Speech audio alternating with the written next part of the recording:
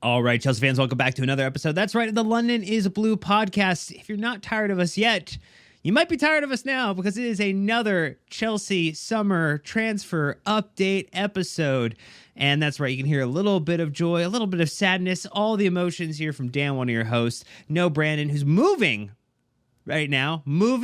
Bought a house. Very excited for him and the missus. So it's me and Nick to wade through another crazy day, another roller coaster tycoon of a day for Chelsea Football Club.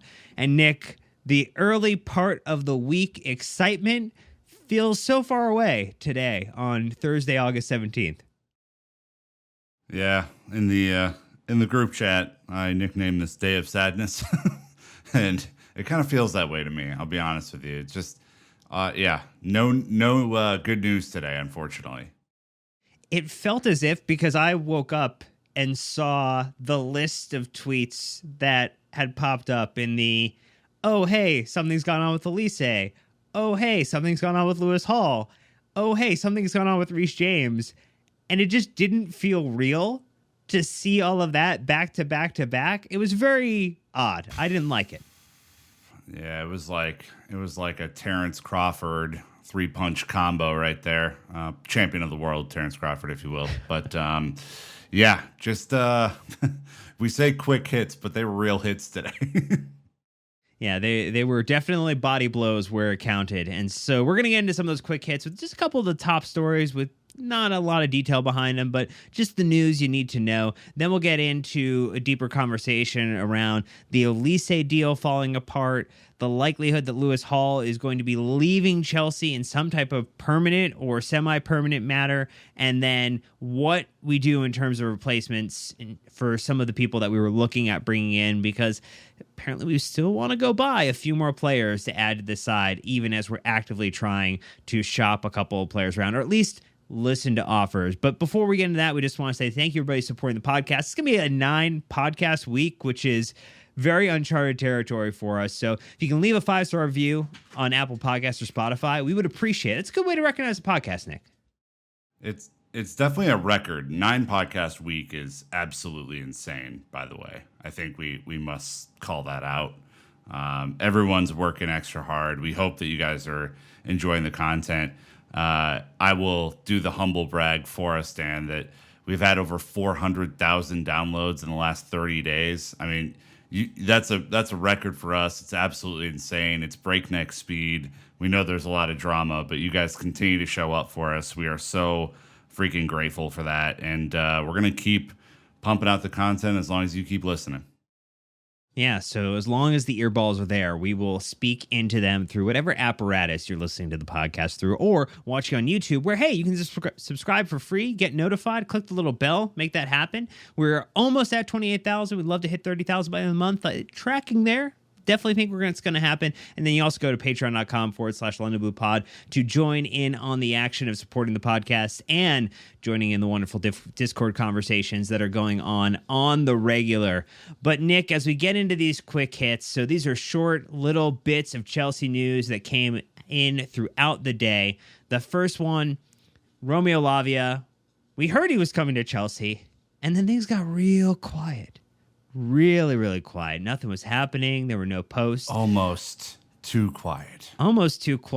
We did see he was in Chelsea London in HD cuts, getting a little bit of a trim up there to get ready for a photo shoot, maybe? My guy looks fresh. There's no other way to put it. I mean, he got the full shave too. He has a baby face. I mean, he is 19 years old after all. Maybe not the full beard quite yet that I would have necessarily. But yeah, my guy got a trim up. He looks good. Just photo shoot ready. That's all. Just break out the cameras, folks. Time to go. Come on, speed it up. Well, the reporting is that the photo shoot is actually already done and good to go, that the announcement should be happening on the 18th. So that is this Friday, tomorrow, or maybe right now when you're watching this or listening to it, that it might have already happened. Lavia will be officially announced as a Chelsea player. The registration deadline is 12 p.m. British time tomorrow. So if he has not been announced and registered by then, he would not be available to feature in the match against West Ham this coming weekend. So I would imagine the fact that Pochettino does have his press conference an hour later at 1 o'clock, we'll have a very good understanding on what level of involvement Lavia might have. I would imagine bench and no appearance would be my guess, but who knows? Correct. Sometimes crazy things happen. I do think that Moises Caicedo will absolutely play, and given the recent news and some of the other news we'll talk about, probably just falls right into the starting lineup. I think that is correct. I mean, again, we've had such bad luck with injuries and stuff. You don't want to press it too much, right, ahead of, what we hope is a long and healthy career for Romeo Lavia. And, the fact that Caicedo was in training most of the week, I don't think he probably trained too hard on Monday, but he was in there most of the week, would probably give you a hint that he is going to be plopped right on the right side of old Enzo Fernandez there, and their partnership shall begin to blossom on Sunday. Well, speaking of injuries, some of the big bummer news of the day was that Reece James is back in the medical tent on the physio table with a hamstring issue. And boy, oh boy, all the excitement about Captain Reece James on the right-hand side of the defense for Chelsea is and has evaporated fully. And so I think there's a real question here about, did this or was this handled appropriately in the summertime, trying to take care of this repeat hamstring issue that Reece James has run into. We saw just recently Kevin De Bruyne, same exact thing. He's out for 3 to 4 months. The timeline for Reece James is potentially months. It's not a weeks-based conversation. And now you have Deputy Malo Gusto most likely in the starting position ahead of this weekend against West Ham. The other bit of news too, Nick, same type of issue, less apparently severe, is Trev Chalobah potentially being out for a month due to a hamstring problem that he aggravated this past Monday. So continued issues with hamstrings for some of the players at Chelsea. Obviously, Trev is one to be disappointed about. Anytime there's a Chelsea player who's not able to contribute on the pitch, it's a big bummer. But we do know that he was someone who was thought to be available for sale, and so he wasn't necessarily someone we were factoring into the starting lineup. Reece James, you are penciling in as the captain to at least start every match and finish a lot of them, and this one just comes as a massive blow. Yeah, I mean, he obviously came off early against Liverpool. I think we now know that wasn't necessarily tiredness, that was an injury. And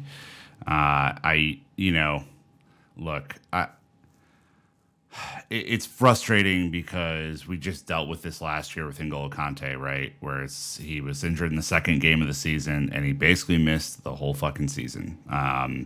And was never right when he did come on. We never got to see vintage N'Golo post hamstring.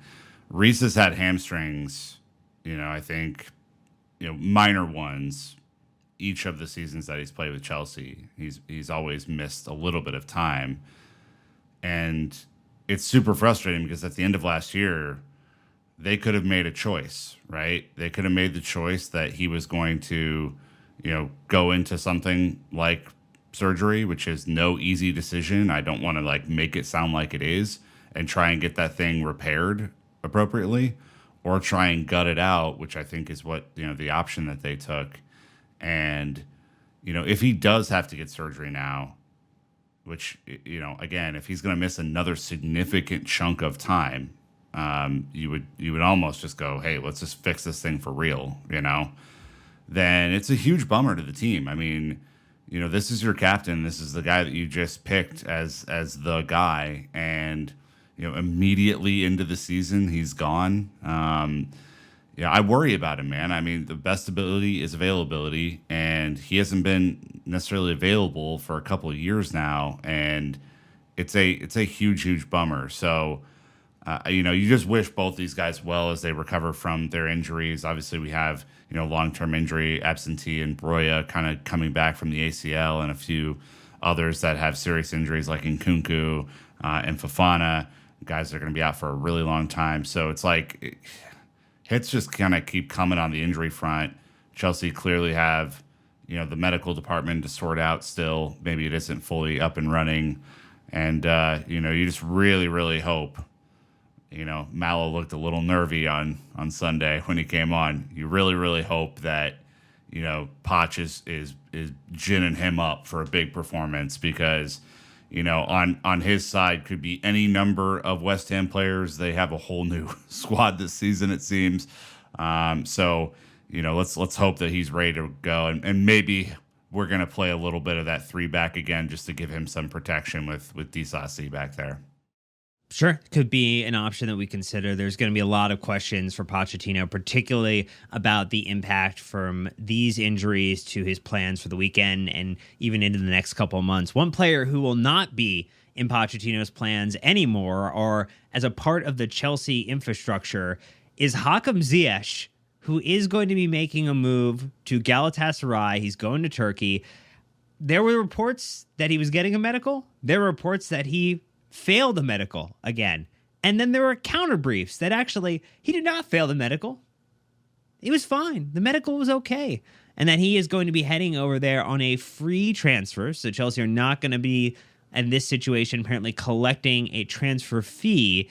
But it does mean that Chelsea would save around £5.2 million per year for the next 2 seasons, as Hakim Ziyech has 2 years left on his contract, plus whatever is left of his total value from the original transfer fee. So that one they will eat. So that's I think probably around £10 million at this point. So you're at least getting half of your money back by not having to spend it on the wages. And this just feels like a move that Chelsea need to find somebody who's going to accept Ziyech in whatever physical condition he is or isn't. He wasn't able to get it done with Saudi.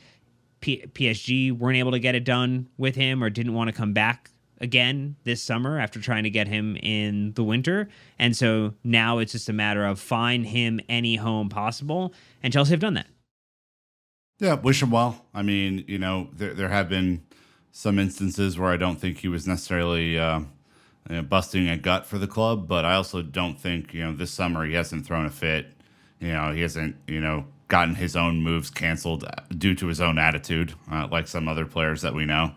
And, he won a Champions League with Chelsea, and that's going to be on his resume for the rest of his life. And, he was a big contributor to that team, both in the league and in the FA Cup, and then in the Champions League too. Mostly in the group stages, but did play a little bit in the knockouts. So, he's a Champions League winner, and we save £5.2 million. Again, you and Naz talked about the wage bill on Wednesday and what's happening there. That thing has been completely remade, and, performers like Ziyech off the books, insert high performer X, Y, or Z to take their place and hopefully get up to that level. Yeah, it's nice when you look at the top end and really, outside of Raheem Sterling and Lukaku, you've now effectively gotten a cap of £250,000 per week in terms of total, and just taking it from the 325 down to the 250. I mean, you're at 3.9 million, £4 million per year in terms of wages. And you think about players who are just coming into the side who, like, Moises Caicedo is supposedly, according to Capology, on £150,000 a week, and he'll be making £7.8 million a year. So you effectively, by getting rid of Ziyech, you almost take care of 70% of the wages that Caicedo is going to be receiving. That's great. That's great, because you're getting rid of players who are not going to contribute, and you're offsetting the wages for the new players that are coming in. So these are all good things for Dan, Chelsea at the moment. You're forgetting you lower the average age of the squad, which is something that we're desperate to do. So, yeah, hopefully the squad doesn't get ID'd on Yeah, that's the only problem. Drinking in the U.S. might have been difficult for a few of the lads if that was on order. Different situation in the UK. But anyway, we're gonna take a very quick ad break, and when we get back, we're gonna dive into what the F happened with Olise, and then also vent a little bit of frustration around the Lewis Hall situation. So stay tuned. We'll be right back. All right, before we get to the Olise stuff, we have to say, go to londonisblue.com/beehive or .beehive.com. That's BEEHIIV.com. That's our newsletter. Sam dropped number 2 this past Wednesday, and people seem to like it. It was really good. I enjoyed it. Had a chance to talk about the magic of Enzo Fernandez, which is a very, very exciting thing to see, and then also about Nico Jackson and some of the observations he had from the match against Liverpool. So another one coming next Wednesday, but go sign up now so you don't miss it. That would be a terrible thing to have happen. Sam, you would disappoint Sam, and that is just, I don't think that's something you would want to do. He may be the nicest human we've ever met, so you don't want to do that. I mean, disappoint me all you want, but, I mean, don't disappoint Sam. Well, we will try to do that with what we're about to talk about next, Nick. And the first thing is that Crystal Palace, according to Fabrizio Romano, informed club lawyers of their intention to consider going to a tribunal at Chelsea over the approach for Olise. That's how the story changed. As we saw today, Olise signing a contract extension with Crystal Palace. Good friend of the pod, Nazar Cancelo, was talking about Crystal Palace felt that Chelsea did not meet the conditions of their complex release clause, helped them resist and give a new deal to Olise, and unclear whether they will take the frustrations further, and Chelsea still insists that they have done nothing wrong. Secret Scout, who we talked about a couple of times on Twitter, has mentioned that they were going to show evidence of tapping up, so it probably was best to leave it. So maybe more smoke in this situation. I would say there's 2 things, right? React to me about your feelings with not getting Olise or not having Olise come into the side. And then secondarily, we could talk about maybe the larger ability to complete a deal. Yeah. Look, I think, we had heard 2 names for kind of attackers for the last month or so, Mohamed Kudus and Michael Olise, right? And I think we have talked through all the options. Obviously, Olise being an elite passer, Mohamed Kudus being kind of an all-rounder with a goal-scoring tint to his resume. It appeared that the club had chosen the passing, and maybe Olise would have filled in for an injured Nkunku, which would have been really interesting to see how that works. But the fact of the matter is that he's injured right now. And, the fact that Chelsea pulled out of these negotiations and then basically, there's a knock-on effect to what we're going to talk about next with Lewis Hall. Maybe the clubs just aren't that close anymore, right? Chelsea used to do good business with Palace. Perhaps Palace are thinking that they're above that now.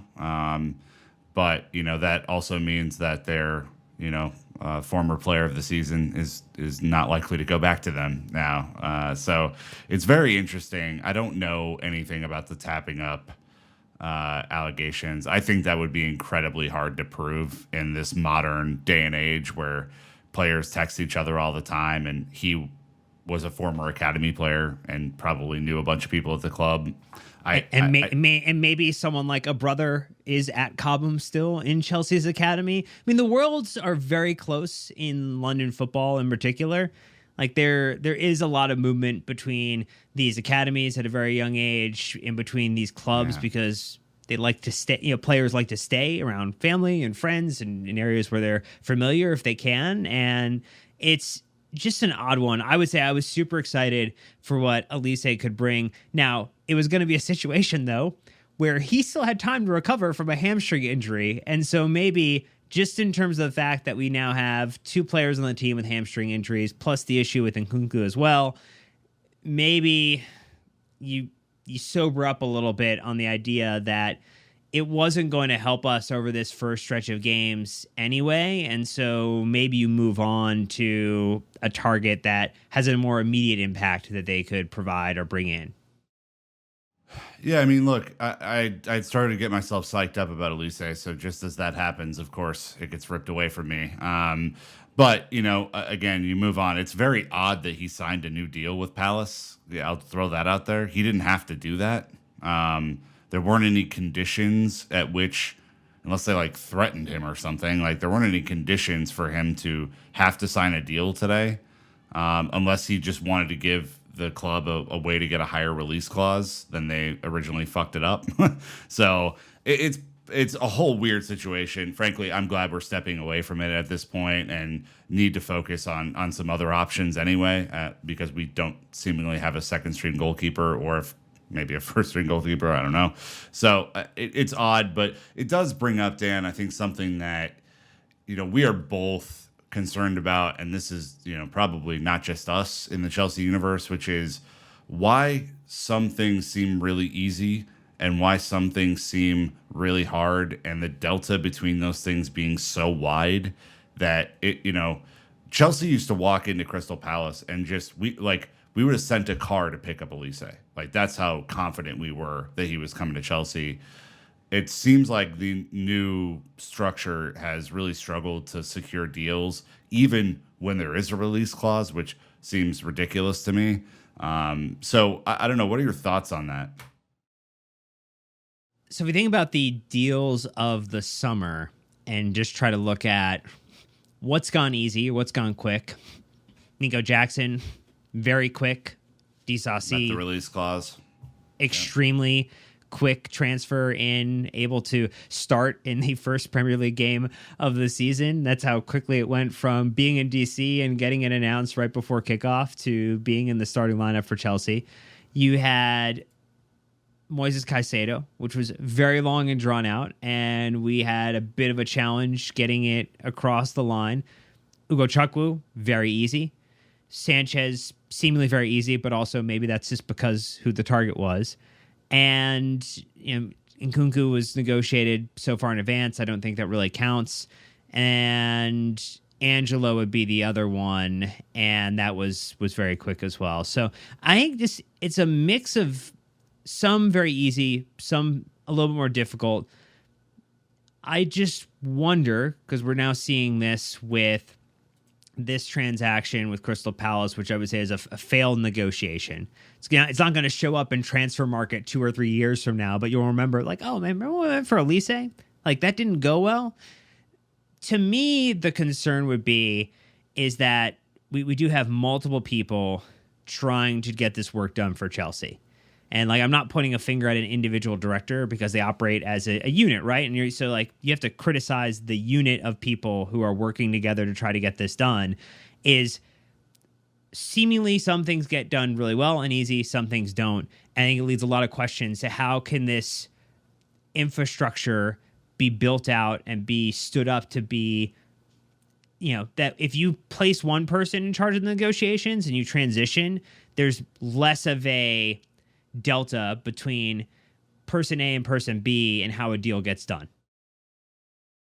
Yeah, I mean, I totally agree with you. You win and lose as a team, right? So identifying individual X, Y, or Z seems pretty dumb. But it also, part of why I see this as troubling is because Chelsea are probably going to be in the transfer market a lot. Seems that way so far. Stop. Stop. There I go using logic again, son of a bitch. But I just don't reputation is a lot of what goes on in these things, right? Are Chelsea easy to work with, right? Can Chelsea follow through on their word?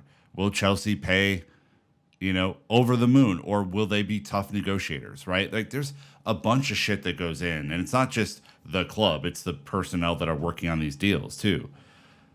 If, again, under the previous ownership, we would have just sent a car to South London for Olise and picked him up and brought him home. And not saying that all deals were great, because clearly there were huge fucking failures under the previous administration, but not a 35 million pound deal going awry that often. It just seems very odd to me. Yeah, under the previous administration, I would say that it was typically it's the Price is Right bidding structure, where we're going to add $1 or £1 onto the offer every other couple of days to see if that would open up negotiation, which is why we have Kepa, or Kepa is a part of Chelsea still, even though he's on loan to Real Madrid, and not Alisson. We ended up getting Morata instead of getting Lukaku the first time around when he came back to England. We just got in our way of trying to be stubborn. And so I don't know if necessarily either way of doing it is better or worse than the other, but the reputational piece in terms of, you had De Laurentiis from Napoli talking about how difficult negotiating with Chelsea was. And like, that is a good thing, to be a difficult negotiator when you're in the selling type of situation. I think the challenge is from a buying perspective. Chelsea seem like they can get the majority of the buying done. They can get selling done without any issue, which we'll talk about in a second. And maybe for disregard of some of the larger considerations or feelings around some of the players that are potentially maybe departing. But this was not the only instance, though, of Chelsea potentially having criticism from another club. When we went after Ugarte, Paris Saint-Germain were accusing Chelsea of nefarious tactics. I think there was like some thought around like of investment in Sporting. And now, look, PSG, I don't think have a lot of room to criticize anybody. Yeah, look, perhaps I'm going to take PSG's complaint with the tiniest grain of salt. That's perhaps what I'm going to do. Right. It's not going to have a high weight on the scale, but just as an artifact, just as an anecdote, it is something that is out there. So just something I think we need to keep an eye on, particularly as we end this window, head into a January window where Chelsea may or may not look to address certain needs. That could be something that just needs to get addressed. What is getting addressed, and maybe not in the way that many people were hoping, is what's going on with the litany of left backs at Chelsea Football Club. We're going to classify him as left back because that's why Newcastle are going after him. Is that Newcastle and Chelsea have apparently agreed to a deal to sell Lewis Hall to Newcastle United. Initial fee around $28 million with the potential for it to go higher. That was reported by the Telegraph first. There was also reporting from Sam Wallace in that piece about how Bedat Igbali oversaw the deal. Original plan was to build his career at Chelsea, just signed that extension, but the club have now decided that the fee on offer was too good to turn down, and Naz added a little bit of extra context later in the day on Thursday, indicating that Newcastle actually want to try to loan with an obligation to buy because they do have some financial fair play considerations as well. I think, Nick, we should just react to it as wow, as like what actually how we feel about it, and then we maybe talk through some of like the logistics about like, I don't know, I could try to play devil's advocate. It's going to be difficult, but I can at least try.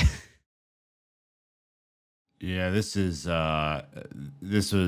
my primary reason for being called the Day of Sadness, because I really enjoy watching Lewis Hall play football.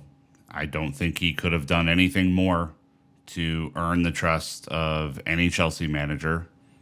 He's played under 3, or 4 actually. Tuchel, Potter, Lampard, and I played under preseason for Poch for a little bit.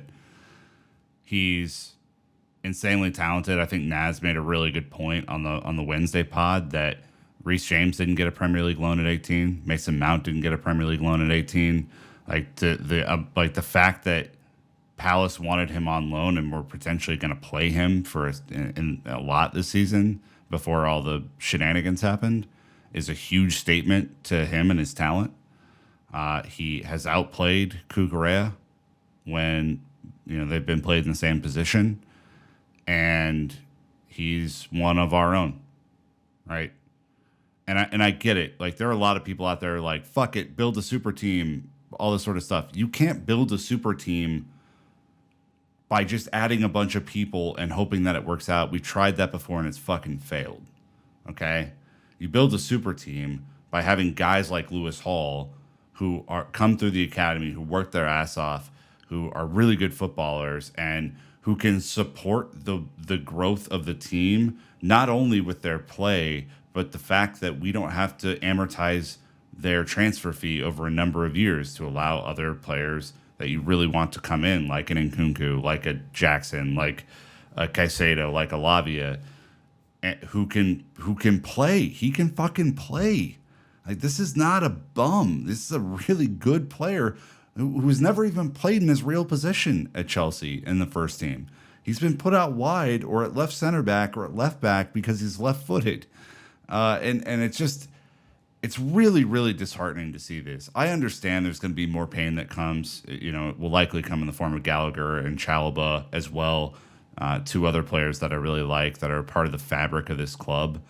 But it's just nonsense. I don't understand the short-term accounting win for the long-term pain of another 19-year-old that you signed from a different club whose wages you have to amortize. It feels gross to me, and especially when you can't be sure about Cucurella. It's bad. So I think a couple of the points you touched on, I do think in general it's not a great feeling seeing Lewis linked to Newcastle and the deal being greenlit. Now, if you're just looking at contribution, so we're just looking at, what Lewis has done at a Premier League level. He has played in 9 matches, 8 starts, 654 minutes. And that has earned Chelsea, after the years of participation in the academy, a £28 million fee for the player in a position where Chelsea have 2 plus 1, because there's Ian Matson as well, where there are 4 individuals in the side who could contribute to that space. So I can see the consideration. I'm not advocating for it. I would love Lewis to be the second choice option and let Matson continue to be a very interesting attacking profile solution for us. And I think Cucurella would be the one that I would move off on. But the finances of his deal make it very incompatible for most teams for a left back who has £45 million left on the transfer in terms of amortization, and also 9.1 million in terms of annual contract. He is a expensive, basically the most expensive left back option that you could try to go after. And Chelsea would have to take a big wash to get rid of him. And I think for whatever reason, we're saying we don't want to take the wash. I think if there was someone who was knocking to take him on loan, they would. But also, if I'm Newcastle, and if I was in Newcastle's shoes and I wanted a left back, I would go for Lewis Hall. So I see why he's attracting interest. I see why he's on the top of lists way before Marc Cucurella. I see why Ian Matson is on the list way before Marc Cucurella. And so, as much as I understand the situation, and I'm frustrated by it, no one is coming and knocking and asking if they could buy Cucurella, which presents a logjam problem for Chelsea. And it does feel short-termism. It feels like that because Ben Chilwell has previously been injured and could very well get injured again. That is something that you have to put in your risk profile. So then it would be Marc Cucurella and Ian Matson. So you effectively say, I think at this point, you probably can't sell Ian Matson at this point. I mean, if you're going to sell Lewis Hall, it was likely to be one or the other. And I don't know how you would choose between the two, but boy, oh boy, I feel like it's one where there's enough visibility into how he performs at the Premier League level to say you would want to try to develop that. And that's the real bummer. Yeah, I mean, again, the Cucurella thing is crazy because he is both the third choice left back and the third choice left center back at a £65 million transfer. And fleeced does not begin to describe what we got with him last summer. And again, here he's a lovely guy here that he's obviously had a bunch of personal issues that the club knows about that has kind of set him back in his development and stuff like that. Of course, he's had the good odd moment, but man, if we could have just been patient last year in the window and trusted Lewis Hall, we would not be in this moment. And it really, really, really breaks my heart because I think, again, if you look at the profile, he's a guy that can do so much for you. Was not afraid to take people on, was not afraid to put a dime of a cross into a striker who couldn't finish it last year. It it's really sad. And, again, it's going to be disheartening to see so many other young players go because we have to make up for past sins. Yeah, and you would just hope that as we continue to evolve, we talked about the negotiation, that we continue to find ways to show a pathway. I actually think a season under Pochettino playing would increase Lewis Hall's value even further. But that's just me guessing at like what potentially could happen for someone of his performance level. But I mean, you're right. If Chilwell gets hurt and you sell Motson and Hall and you're left with just Cucurella, that is not where you want to be. Levi Colwell, left back experience. That's what's going to happen. Or a permanent back three move for the remainder of the season. Look, we're going to take our very last ad break. When we come back, we're going to talk about some of the considerations and the names we're hearing linked to Chelsea after the Olise deal went awry. So stay tuned, and we will be right back. Nick, I know this is dropping on a Friday, but we have at least one more podcast coming out this week. It is going to be a Lavia player special with the man who I don't know where he finds time to sleep, Sam, CFC Central. It's about time he started working again. I mean, please. He had 30 minutes off. He's fine. He's fine. All he does is watch tape. That's what he does. Crab cakes and football. That's what Sam does. No. We don't treat him like Marvel VFX workers. Come on. Like, this is not the situation that we're in here. Sam does get a fair amount of rest, and he's taking the weekend off. So good for him. He'll enjoy that. But look, Chelsea are looking at backup options for Olise after missing out on the player that they had earmarked, that they had wanted to go after. Nick, we do have to just say, before we get into the names, kudos to West Ham. The dream is over. The dream is dead. Sorry. Day of sadness, Dan. Day of sadness. He's going to be fucking great there because he's a really great player, and I wish he was at Chelsea. I just hope that it looks like I would imagine the medical and the deal don't get announced before the deadline for the Friday match deadline. So we most likely do not see him. Maybe we'll see him in the box on Sunday, but I doubt we will see him on the pitch against Chelsea. So the names, though, that Chelsea are linked with, the first one, Brennan Johnson, inspiring a ton of excitement across the fan base for this player from Nottingham Forest, who would be a forward profile for Chelsea. And Chelsea, according to Naz, have had talks with the club first, not the player, to see if they could get something done. But there would be competition from Brentford and potentially Tottenham. So there's lots of excitement potentially for this move. I see what you did there, Dan, and I appreciate it. He didn't even start for Palace at the end of last year. Sorry, Palace. I have Palace in my fucking head now. He didn't even start for Forest at the end of last year. And so that was Morgan Gibbs-White, who played his ass off for Forest and kept them up. I understand he's fast. Again, my issue with fast is that Chelsea are a ball-dominant team. We had 63% of the possession against Liverpool, who are also a ball-dominant team. And fast doesn't mean anything in tight spaces. Fast is really good when you're a counterattack team. Just don't spend the money and just play Madueke. How about that? Or keep Motson. Play Motson, How about that?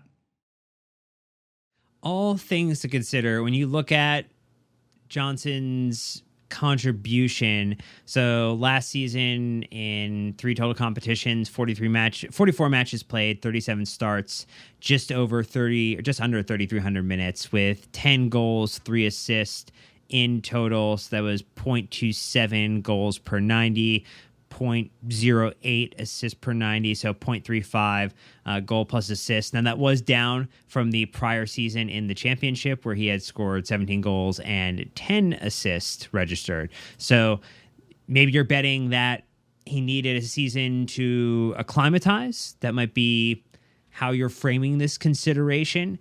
Though I think the thing we should keep in mind, and this was the reporting from The Athletic, was that Brentford, they went up to 35 million pounds and got rejected.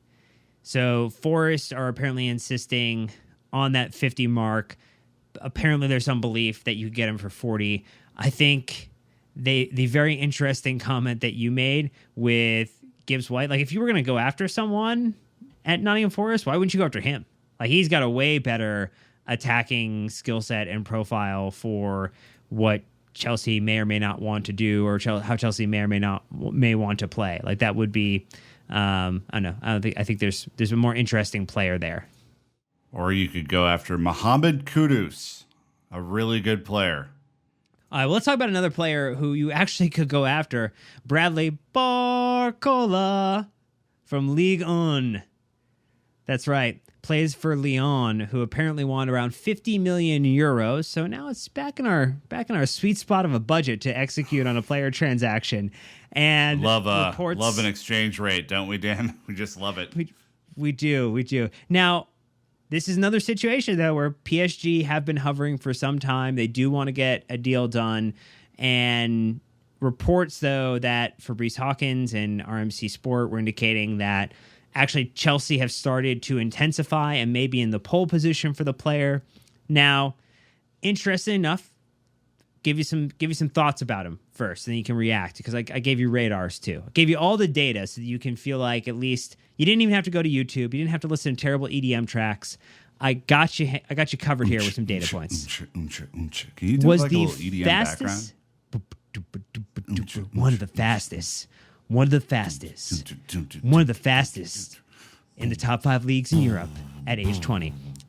So he was one of the fastest players in his age group, actually the fastest player in his age group across all of Europe's top 5 leagues last season. So very impressive there. And then Sam did some free tweets for everybody, just gave them away.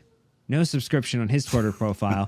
He did indicate that if he had to earmark players primed to explode this season or next, Barcola would be close to the top of the list. Can play left wing, right wing, has even featured in a front two, skillful, ridiculously quick over short and long distances, and is a major threat around the box. Still raw in some aspects and will require consistency when it comes to his decisions with the final ball and how to be more of a creative outlet out wide. Imagine he'd be on the same tier as Lavia if he comes in, not quite a starter, but ready to push for the wing slots. And then he does postulate that maybe we should wonder why we bought Angelo and Moreira if we knew they wouldn't be ready this season. It can't be ours to hear the best will stay, we'll sell the rest. Without Saudi Arabia, we'd still have £100 million plus of deadwood to move. I don't like to argue with Sam when he's right, Dan. So I think all of that is valid. I mean, again, obviously Chelsea are trying to get younger and quicker. He is obviously those things. He takes more. He basically is better in all aspects than Brennan Johnson, with a 500 less minutes in the radar here.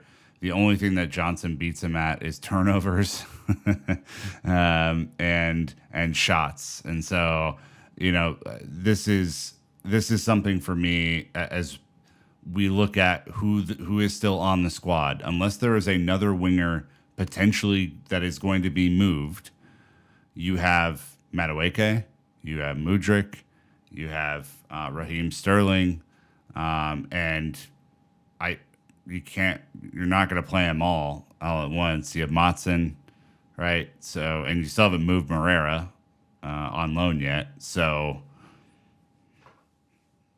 I don't know. What are we doing? Yeah, the biggest concern to me is that with both of these players, it still leaves us light in terms of the number of shots that we're going to create a game. And so when you look at it, like shot creating actions are the precursor to actually getting a shot on target to then actually scoring a goal. Like the way that the funnel gets down, right? Shot creating action gives you an opportunity to take a shot. That shot can either be one that's on target or off target. So the fact that they're both a little low volume in terms of total shots. So 1.3 per 90 for Barcola, and then 1.8 for Johnson in terms of total shots. Now, that's not their shots on targets, it's their general shots. That is not great considering the biggest threat to helping us level up this year is Christopher Nkunku, who is not available at the moment. And so if it's not going to be these guys in terms of high volume, that is probably where maybe there's a little concern. Again, I think you're hoping for any of these players that you buy to see if they will level up quickly in this system and with this apparatus, and with Enzo getting to play a little further forward, with Caicedo coming into the team. Maybe there is some magic that starts to develop there. But with both of the names, I would say Barcola is probably more exciting of a player, more exciting of a profile, but neither necessarily fills you with maybe the same, I don't know, personally, like confidence that I would have had with Olise. Yeah. They're far less proven, right? And I think, to me, you have Madueke. I want to see him play. Like, you have Sterling, who's on big money, who's probably going to play. You have Mudryk. You have Chukwuemeka. We need a backup goalkeeper. We took care of the midfield. We don't know if we need another goal scorer or not. Like, I think there's just buying speed for speed's sake seems good, and that's not all he does, obviously, right? But I think that's an attribute that Chelsea have clearly targeted in all of these windows, are quick players who can advance the ball in a very quick and physical Premier League. So I understand the reason for that. It just, you got dudes on this team now. Like, we're not lacking for dudes. We have plenty of guys who can fit a profile.